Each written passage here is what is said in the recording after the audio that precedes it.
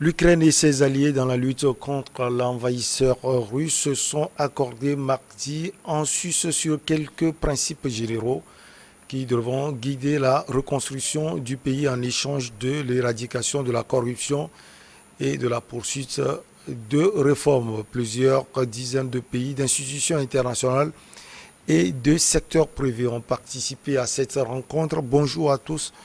Bonjour à tous. Bonjour Mamadou Diouf. Bonjour Michel. Ça va en pleine forme?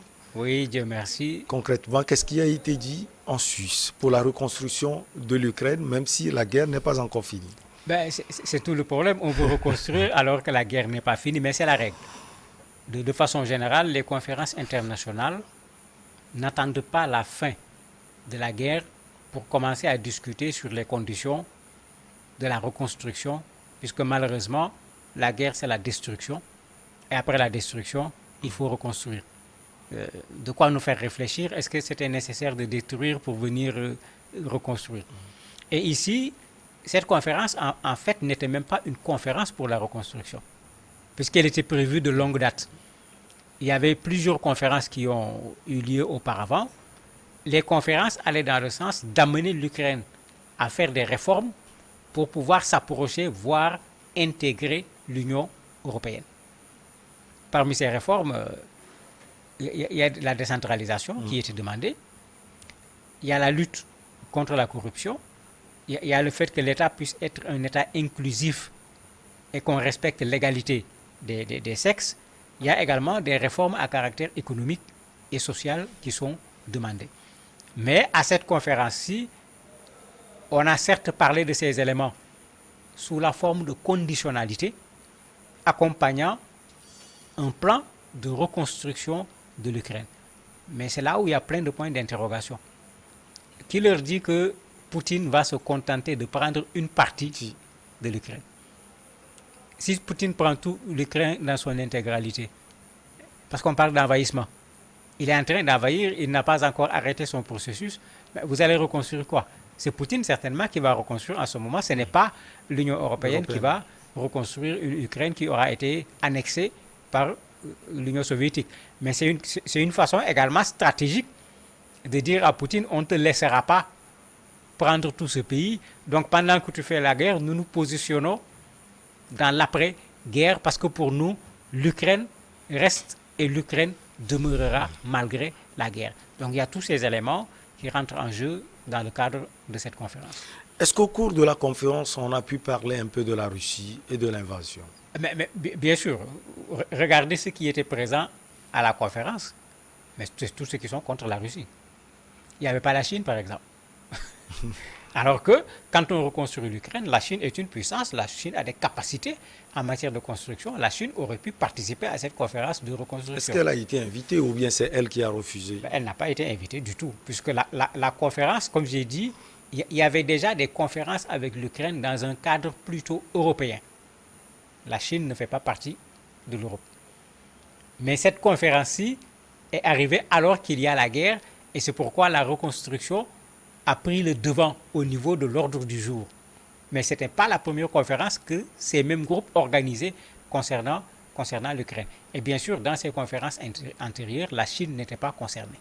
Mais c'est pourquoi j'ai dit si la conférence n'avait pour but que la reconstruction, mais la Chine a les compétences, la Chine a les moyens, elle peut participer à la reconstruction de l'Ukraine. Mais il ne faut pas oublier qu'on est dans une guerre qui ne dit pas son nom, où la Chine est regardée d'une certaine façon, la Russie est regardée d'une certaine façon, et c'est le même groupe qui considère potentiellement la Chine comme un adversaire. Bon, aujourd'hui, la Russie est devenue véritablement un adversaire. On a dépassé le caractère potentiel. Donc, dans la rencontre, bien sûr, les gens vont chercher à trouver également des solutions pour arrêter cette guerre, puisque tous considèrent que c'est la Russie qui a tort, c'est la Russie qui a envahi l'Ukraine, mais tous ces gens sont pour que cette guerre-là s'arrête, bien que dans les affirmations, ils vont très fort, ils vont très loin, mais d'un point de vue concret, ils ne vont pas aussi loin.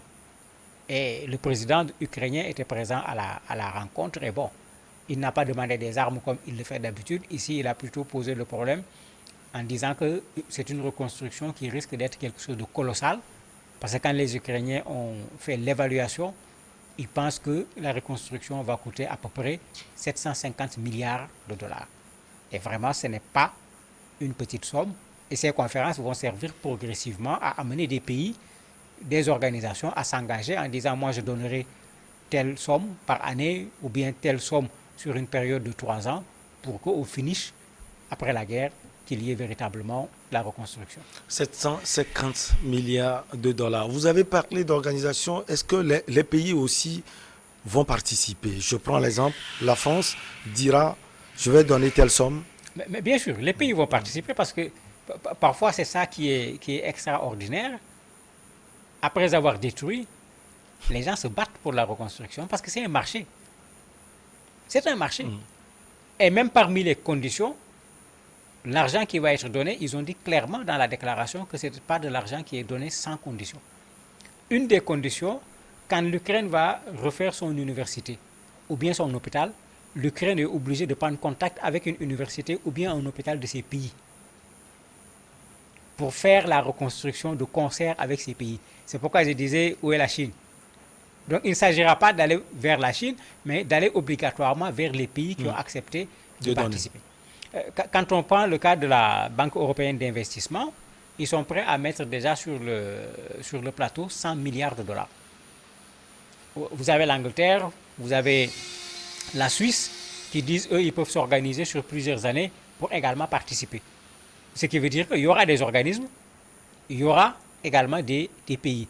Mais vous allez voir, quand la France va donner, quand l'Angleterre va donner, ils vont vouloir également avoir une part dans le marché. Il ne s'agira pas de donner l'argent et de le laisser entre les mains des Ukrainiens tout simplement. S'il faut construire, ils regarderont dans leur pays des entreprises qui vont pouvoir profiter de ces marchés, ils donneront l'argent et ils proposeront leur entreprise pour reconstruire un aspect dans lequel cette entreprise est compétente.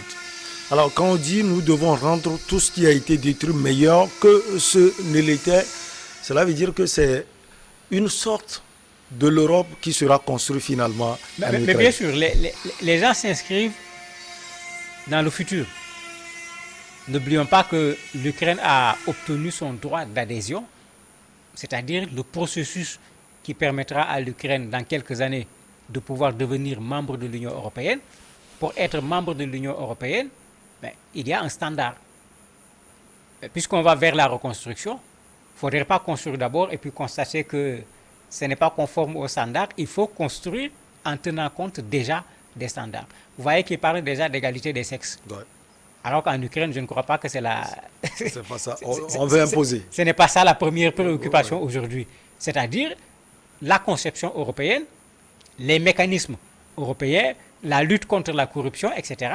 Dans ce qui va être fait, on veut que l'Ukraine se mette déjà dans les normes européennes.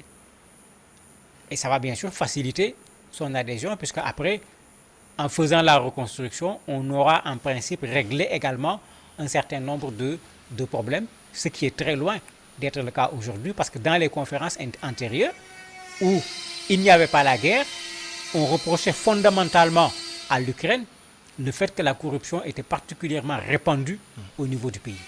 Et au niveau de l'Union européenne, le principe, c'est zéro corruption. Bon, pour que l'Ukraine rentre dans l'Union européenne, il faut que l'Ukraine adhère à ce principe. 750 milliards de dollars, si vous l'envoyez dans un espace de corruption, il est clair qu'au moment de voir les résultats, une partie de l'argent aura été emportée également par la corruption. Et certainement, ils sont en train de veiller au grain en réclamant déjà ces réformes pour que les sommes, qui vont être des sommes colossales, comme le dit le président Zelensky, ne soient pas victimes de cette corruption. On comprend un aspect des conditions, la corruption. Est-ce que selon vous, l'Ukraine a les mécanismes aujourd'hui pour lutter contre cette corruption, ou bien ces mécanismes seront imposés par l'Europe? Ils avaient commencé à le faire, puisque dans les conférences antérieures, cela avait été demandé. Quand le président Zelensky a commencé à vouloir s'approcher de l'Union européenne également, on avait commencé à exiger ces éléments alors qu'il n'y avait pas encore la guerre avec la Russie. Donc l'Ukraine était déjà dans ce processus-là, mais ce n'était pas encore satisfaisant. C'est pourquoi, même quand on affirmait que l'Ukraine ait accepté son droit d'adhésion est reconnu au niveau de l'Union européenne, ben, on a insisté à nouveau sur la question de la corruption, malgré les efforts qui ont été faits. Comment il s'appelle encore, Michel, le président de la Commission européenne, disait Oui. qu'il y a des choses qui ont été faites, mais il y a encore des choses à faire. Parce que au niveau de l'Union européenne, la transparence, mais elle est partout. Elle est partout. Tout ce qui est argent public, c'est la transparence. Tout ce qui est marché, c'est la transparence. Et on sait que c'est là où il y a la corruption, parce que c'est là où même quand tu prends 1%, tu te retrouves facilement avec des centaines de millions, parce que c'est des sommes extrêmement importantes qui entrent en jeu. Alors, parlant de plan de reconstruction, on dit selon le principe, la région de Kiev échoua au Royaume-Uni, l'Australie et le Danemark sont aussi impliqués. Mais c'est ce que je disais tout à l'heure. En fait, les gens qui vont se regrouper, c'est vrai qu'on va reconstruire l'Ukraine. L'Ukraine y a intérêt parce qu'un pays qui sort de guerre, bon, il est évident que les ressources pour la reconstruction, si ces ressources doivent venir de l'Ukraine, l'Ukraine mettra combien d'années pour se remettre sur pied? Mais comme j'ai dit, la reconstruction est un marché. C'est un énorme marché. On nous montre tout le temps à la télé telle usine d'armement qui a été détruite, tel bâtiment qui a été détruit. Reconstruire ces bâtiments, c'est d'énormes marchés. Mais ceux qui mettent l'argent pour la reconstruction ont dans leur pays des entreprises qui sont à la recherche de marchés. Ils font d'une pierre deux coups. On va reconstruire l'Ukraine, mais on va donner un marché à nos entreprises. Et c'est pourquoi, effectivement, c'est comme ça que ça se fait. On va laisser telle partie géographique à telle personne, ou bien on va laisser l'université à ceci, on va laisser les hôpitaux à cela, les infrastructures routières, on va laisser à ceci. C'est comme ça que ça va se faire parce que aucun pays donateur ne va accepter de ne pas avoir un marché dans la reconstruction de l'Ukraine. Donc attention, ce n'est pas, comme on pourrait le croire, des gens très gentils qui sont très soucieux de l'avenir de l'Ukraine qui viennent reconstruire l'Ukraine tout simplement, mais c'est des gens qui sont également à la recherche de marché. C'est la même chose qui se fait avec la guerre de la Libye qui n'est pas terminée. Les gens ont commencé à nouer des relations, à mettre des planches pour pouvoir, le jour où on va reconstruire, avoir quelque chose. Alors, selon son rapport de 2021, Transparency International classe l'Ukraine, par exemple, 122e Mamadou sur 180. Cela veut dire que l'Ukraine est une terre aussi fertile à la corruption. Mais bien sûr, c'était connu déjà. C'est pourquoi je dis que c'est la guerre qui change les donnes, parce qu'il faut reconstruire. Mais la réalité de la corruption était là avant la guerre. Et ce n'est pas la guerre qui va résoudre ce problème. Donc si on ne résout pas le problème de la corruption, mais cette masse financière qu'on veut injecter dans le pays n'échappera pas à la corruption. On risque d'avoir des constructions qui ne sont pas aux normes. Mais l'Ukraine veut rentrer dans l'Union européenne, il faut que les constructions soient aux normes. Ils vont même jusqu'à exiger que le travail de reconstruction respecte l'environnement. Parce que ça fait partie des conditions. Donc c'est pour dire qu'effectivement, ils veulent faire d'une pierre deux coups. Financer, préparer l'Ukraine à rentrer dans l'Union européenne parce qu'il y a une sorte de dette morale. Ils n'ont pas véritablement soutenu l'Ukraine contre l'Union soviétique. Vous avez vu comment au départ on a donné des gilets pare-balles, des casques, comme ils le disent, des instruments de défense. C'est petit à petit maintenant qu'on commence à donner également des instruments qui permettent d'attaquer. L'Ukraine se plaint tout le temps en disant qu'on ne leur a pas donné ce qu'il y a de plus efficace pour pouvoir faire face de la meilleure manière. Ils essayent de se racheter en fait à travers cette reconstruction, à travers l'adhésion de l'Ukraine au niveau de l'Union européenne. Et ça leur permettra au moins d'un point de vue moral de dire, bon, on a soutenu la reconstruction, on a soutenu pendant la guerre, on a accompagné l'Ukraine pour que l'Ukraine devienne membre de l'Union européenne. Mais leur responsabilité est toujours engagée par rapport à cette guerre-là. Alors, Mamadou, parlant de la guerre, actuellement, qu'est-ce qu'on peut dire? Difficile les de combats dire. continuent. Les combats continuent et Poutine n'a pas dit clairement quelle est sa stratégie. C'est tout le problème. On se rappelle encore toute cette colonne de chars sur des kilomètres qui prenaient le chemin de Kiev, les bombardements sur Kiev. Tout le monde avait dit ça va être l'assaut, ils veulent prendre la capitale. Ils se sont mis à racler tout ce qu'il y a au niveau de leurs frontières et tout ce qu'il y a également au niveau de ces zones russophones. Parce que quand on regarde, c'est les zones russophones qui sont en train d'être reprises surtout par Moscou. Est-ce qu'ils veulent se contenter de ça seulement?